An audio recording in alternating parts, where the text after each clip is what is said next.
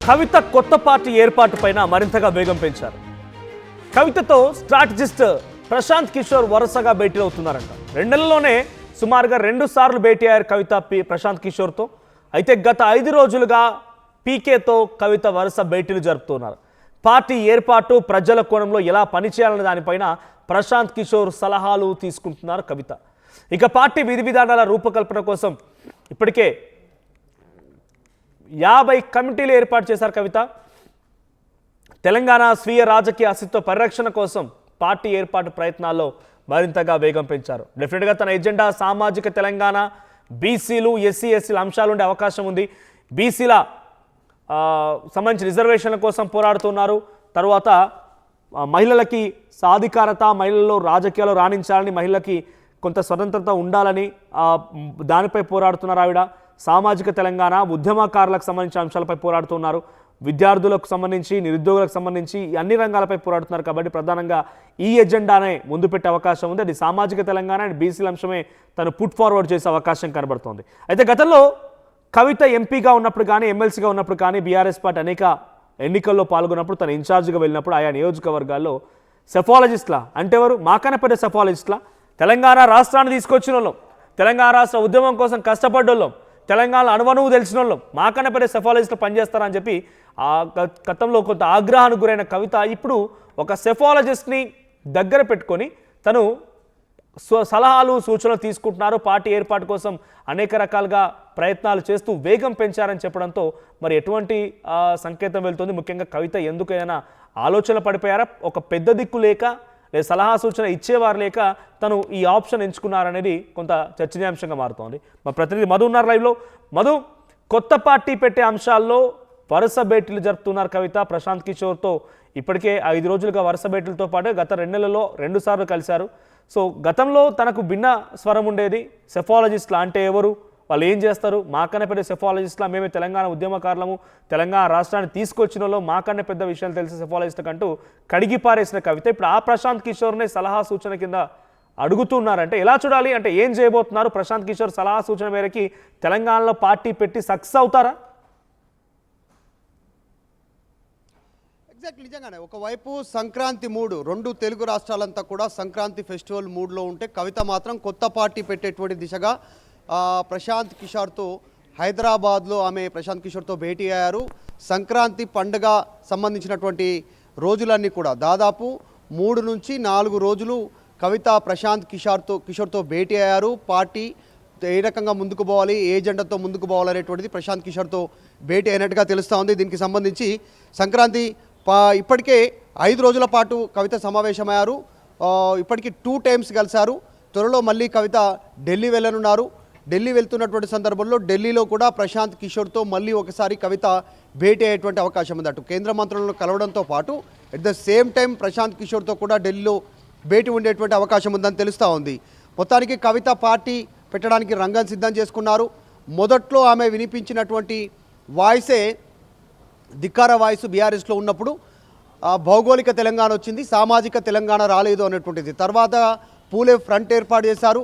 బీసీల కోసమే ఆమె గలం ఎత్తి మాట్లాడారు. బీసీల రిజర్వేషన్ల విషయంలో కానీ, వాళ్ళకి జరుగుతున్నటువంటి అన్యాయం పైన కానీ మాట్లాడుతూ ముందుకు పోతున్నటువంటి స్టేట్మెంట్ చేశారు. ఆమె జాగృతికి సంబంధించినటువంటి టీంలో ఎస్సీ, ఎస్టీ, బీసీలకు పెద్దపీట వేశారు. వర్కింగ్ ప్రెసిడెంట్ కానీ, వైస్ ప్రెసిడెంట్ కానీ, జనరల్ సెక్రటరీలు కానీ, క్షేత్రస్థాయిలో నియమించినటువంటి నియామకాలు కానీ కవిత ఎంటైర్ డిఫరెంట్ పాలిటిక్స్ రూట్ను ఎంచుకున్నారు.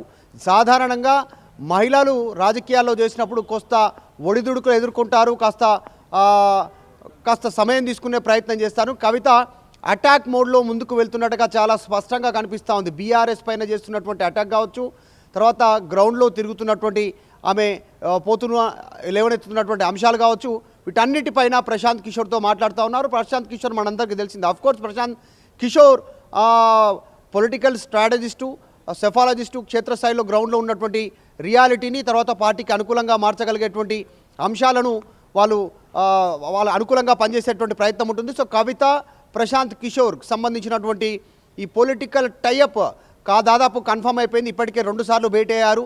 మొన్న వచ్చినప్పుడే 5 రోజులు భేటీ అయ్యారు కాబట్టి సో పెద్ద ఎత్తున ఫ్యూచర్లో పార్టీ లాంచింగ్ ఉండేటువంటి అవకాశం ఉంది. మంచిర్యాలలో చివరి జనం జాగృతి సంబంధించినటువంటి జనం బాట ప్రోగ్రాం ఉంది. మంచిర్యాలలో ఒక 10,000 మందికి పైగా వాళ్ళతో సభ నిర్వహించిన తర్వాత పొలిటికల్ పార్టీ అనౌన్స్మెంట్ ఉండేటువంటి అవకాశం ఉంది. కవిత ఇప్పటికే అనౌన్స్మెంట్ చేశారు, పొలిటికల్ పార్టీ పెట్టబోతున్నాను.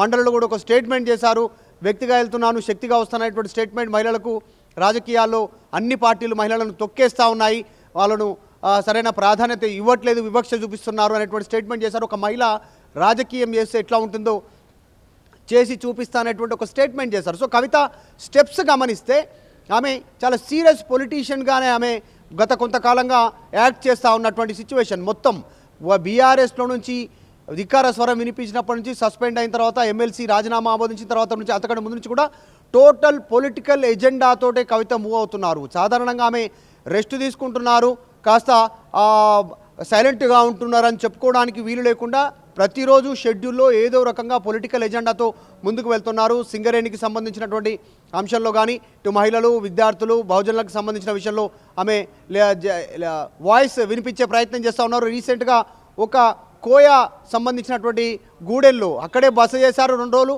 వాళ్ళ ఇంట్లోనే గుడిసెలోనే నివాసం ఉన్నటువంటి పరిస్థితి. ఆమె ఎజెండా డిఫరెంట్గా ముందుకు వెళ్ళాలనేటువంటి ఆలోచన చేస్తూ ఉంది. చాలా విశ్లేషణ జరిగాయి, మరో షర్మిల అవుతుందని, లేకుంటే సక్సెస్ కాదని. ఆమె అవన్నీ పట్టించుకోవట్లేదు, ముందుకు వెళ్ళడానికి సిద్ధమవుతున్నట్టుగా తెలుస్తూ ఉంది. ప్రస్తుతం నా వెంట ఉన్నారో వాళ్ళందరూ ఉంటారు, మిగతా వాళ్ళు కూడా జాయిన్ అవుతారు. పెద్దగా భయభ్రాంతులకు గురవాల్సిన అవసరం లేదు. మొదటి నుంచి ఉన్నటువంటి వాళ్ళు మీకు ప్రాధాన్యత ఉంటుంది, కొత్తగా వచ్చే వాళ్ళకు కూడా ప్రాధాన్యత ఉంటుంది అనేటువంటి స్టేట్మెంట్ కూడా ఈ మధ్యకాలంలో జాగృతికి సంబంధించినటువంటి ఏదైతే సమావేశం జరిగిందో చెప్పే ప్రయత్నం చేశారు. సో మొత్తానికైతే పార్టీ కోసం ఎట్లా పనిచేయాలి, ప్రజలను ఎట్లా ఓన్ చేసుకోవాలి, మధుకర్ గతంలో తెలంగాణ రాష్ట్రంలో ఏర్పడిన పార్టీలు ఏది చూసినా తెలంగాణలో ఏ స్పేస్ ఉంది, పొలిటికల్ స్పేస్, బీఆర్ఎస్ టీఆర్ఎస్ అయినా లేకపోతే తెలంగాణ జనసమితి పేరిట కోదండరాం వచ్చినా, ఇంకేదైనా ఇతరత్ర కొత్త పార్టీలు ఏర్పాటు జరిగినా కూడా ఒక ఎమోషన్తో వచ్చాయి. ఎమోషన్తో వచ్చిన పార్టీ నిలబడి, టీఆర్ఎస్ ఇట్స్ అన్ ఎమోషన్.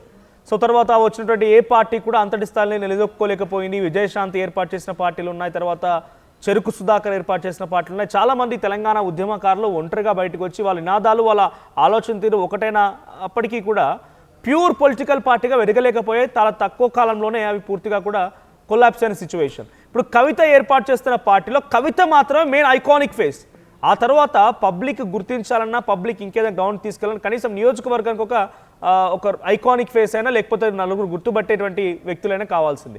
కానీ పార్టీలో కవిత ఒక్కరే ఒంటరిగా తనకు తాను బిల్డప్ అవ్వడం, తనకు తానే ఒక ముఖ్యమంత్రి స్థాయిలో ఎలివేట్ అవ్వడంతో పాటుగా తన నియోజకవర్గాల వారీగా, గ్రామాల వారీగా, మండలాల వారీగా తన పార్టీని కూడా డెవలప్ చేయాలి, నాయకత్వాన్ని, కొత్త నాయకత్వం నేర్పించాలి. ఇప్పుడు ఆ సిచ్యువేషన్ ఉంటుందా? మళ్ళీ కొత్త నాయకత్వం, కవిత ఒక నాయకత్వాన్ని క్రియేట్ చేసే ఫ్యాక్టరీలా మారాల్సి ఉంటుందా పార్టీ? ఆ సిచ్యువేషన్ ఉంటుందా అంత ఎక్స్ట్రీమ్గా గ్రౌండ్ లెవెల్లో? ఆ ఎమోషన్ క్యారీ అవుతుందా? ఎగ్జాక్ట్లీ ఆ విషయంలో కూడా వాళ్ళ క్యాడర్కి, జాగృతి క్యాడర్కి క్లారిటీ ఇచ్చే ప్రయత్నం చేస్తారు కవిత. ఇప్పటికిప్పుడే మనం ఏదో సాధిస్తామని కాదు, మార్పు తీసుకొచ్చేటువంటి ప్రయత్నంలో భాగంగా గ్రౌండ్లోకి వెళ్తున్నాం. అవకాశాలు లేదు, యువకులకు కానీ బడుగు బలహీన వర్గాలకు అవకాశాలు లేదు. సో వారికి అవకాశం ఇవ్వడానికే జాగృతి పార్టీగా మారబోతుంది అనేటువంటిది.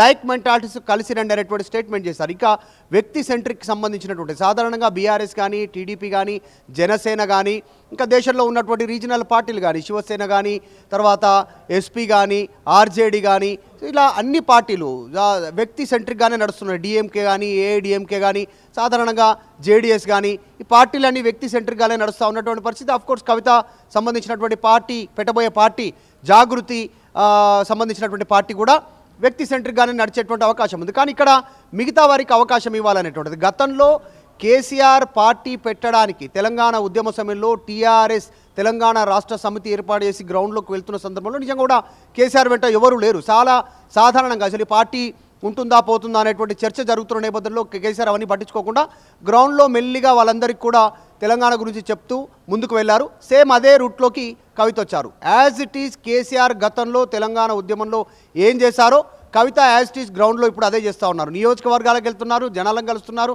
సాధారణ ప్రజలను కలుస్తున్నారు. వాళ్ళు ఏమనుకుంటున్నారు ఏంటి అనేటువంటిది ప్లస్ చెప్పినా వింటున్నారు, మైనస్ చెప్పినా వింటున్నారు. కవిత ముందే బీఆర్ఎస్ గురించి, తర్వాత తండ్రి గురించి, అన్న, బావ, తర్వాత డైరెక్ట్గా కవిత గురించి కూడా, కవితను కూడా క్వశ్చన్ చేస్తూ ఉన్నారు కొద్దిమంది ఘాటైనటువంటి వ్యాఖ్యలతో. దాన్ని ఆమె సాధారణంగా రిసీవ్ చేసుకుంటున్నారు. అంటే మీరేం మాట్లాడినా వినడానికి సిద్ధంగా ఉన్నాననేటువంటి ఒక మెసేజ్తో గ్రౌండ్లోకి వెళ్తూ ఉన్నారు. సో అఫ్కోర్స్ ఖచ్చితంగా కవిత సెంట్రిక్గా ఉంటారు, దీంట్లో ఎలాంటి డౌట్ లేదు. కవితతో పాటు కొత్త వారికి అవకాశం కల్పించాలనేటువంటి ఒక ఎజెండాతో ముందుకు వెళ్తున్నాను. మీరందరూ కలిసి రండి అనేటువంటి ఒక స్టేట్మెంట్ ఇచ్చారు. సో ఈ కవిత కొత్త పార్టీ కూడా, జాగృతి పార్టీ కూడా వ్యక్తి సెంట్రిక్గానే, కవిత సెంట్రిక్గానే ముందుకు పోయేటువంటి అవకాశం ఉంది. సో ప్రస్తుతం ప్రశాంత్ కిషోర్తో సంబంధించినటువంటి పొలిటికల్ స్ట్రాటజిస్ట్, గతంలో చూసాం ఆయన వివిధ పార్టీలను అధికారంలోకి తీసుకొచ్చినటువంటి సిచ్యువేషన్ ఉంది. సో రీసెంట్గా బీహార్లో ఆయన చతికిల పడిపోయారు, అది వేరే. కానీ ప్రస్తుతం మాత్రం మిగతా వాళ్ళని సక్సెస్ ఫార్ములాలో రన్ చేయడంలో ప్రశాంత్ కిషోర్ సక్సెస్. రీసెంట్గా ఆంధ్రప్రదేశ్లో గతంలో 2018 సంవత్సరానికి సంబంధించి 2019 సంవత్సరంలో జగన్ని అధికారంలోకి తీసుకురావడంలో, తర్వాత 2023లో జగన్ని అధికారంలోకి, 2024లో జగన్ని అధికారంలోకి దించడంలో, సో అటు మళ్ళీ చంద్రబాబు నాయుడుకి పనిచేశారు. సో ఈ రకంగా ప్రశాంత్ కిషోర్ కాస్త ముందుకు వెళ్ళేటువంటి ప్రయత్నం అయితే చేస్తూ ఉన్నారు, కొన్ని పార్టీలను ముందుకు తీసుకుపోయే ప్రయత్నం చేస్తూ ఉన్నారు. సో ఈరోజు కవితతో జతగట్టడంతో సుపరిచితమైన పేరు ప్రశాంత్ కిషోర్ ప్రస్తుతం పొలిటికల్ సర్కిల్లో చర్చ అవుతుంది. సీరియస్ వర్క్ చేస్తూ ఉంది కవిత జాగృతి పార్టీ కోసం అనేటువంటిది ఒక మెసేజ్ ఇచ్చే ప్రయత్నం చేస్తూ ఉన్నారు. అంతా ఆషామాషిగా అందరూ అనుకుంటున్నట్టుగా ఆమె పాలిటిక్స్ చేయట్లేదు, సీరియస్ పాలిటిక్స్ చేస్తున్నారనే మెసేజ్ ఇవ్వడంలో భాగంగానే ప్రశాంత్ కిషోర్తో జతగట్టినట్టుగా తెలుస్తూ ఉంది. Right, thank you Madhu. So కొత్త పార్టీ ఏర్పాటు పైన కవిత వేగం పెంచారు. సామాజిక తెలంగాణ బీసీ స్పృహతోనే పార్టీ ఆవిర్భవించే అవకాశం కనబడుతోంది ఎక్కువగా. సో అటు ప్రశాంత్ కిషోర్, ప్రముఖ సెఫాలజిస్ట్ ప్రశాంత్ కిషోర్తో వరుస భేటీలు జరుపుతున్నారు. 2 నెలల్లోనే 2 సార్లు భేటీ అయ్యాడు. ఈ మధ్యలో 5 రోజులుగా వరుసగా భేటీలు జరుగుతోంది. సో రేపు మాపో కొత్త పార్టీకి సంబంధించి పేరు కూడా అనౌన్స్ చేసే అవకాశం ఉంది. ఈ మధ్య కాలంలోనే ఒక గ్రాండ్ లాంచ్ చేయబోతున్నారు. పార్టీ ఐకానిక్గా కవిత ఉండే అవకాశం ఉంది. ఎటువంటి స్ట్రాటజీతో వెళ్తారు, ఏ రకంగా ముందుకు వెళ్తారో చూడాలి. సో మీ అభిప్రాయం ఏంటి? కవిత కొత్త పార్టీ పెడితే ఎలా ఉంటుంది అనుకుంటున్నారు? మీలో ఎవరైనా రాజకీయ నాయకులు కనుక ఉంటే కవిత రాజకీయంగా కొత్త పార్టీతో సక్సెస్ అవుతారనుకుంటున్నారా? ఒకవేళ మీరు కనుక ఆ పార్టీలో చేరే అవకాశం ఉంటుందో కూడా కామెంట్ చేసి ప్రయత్నించండి. అసలైన తొలి వెలుగు. ఫాలో వాట్సాప్ @తొలి వెలుగు official.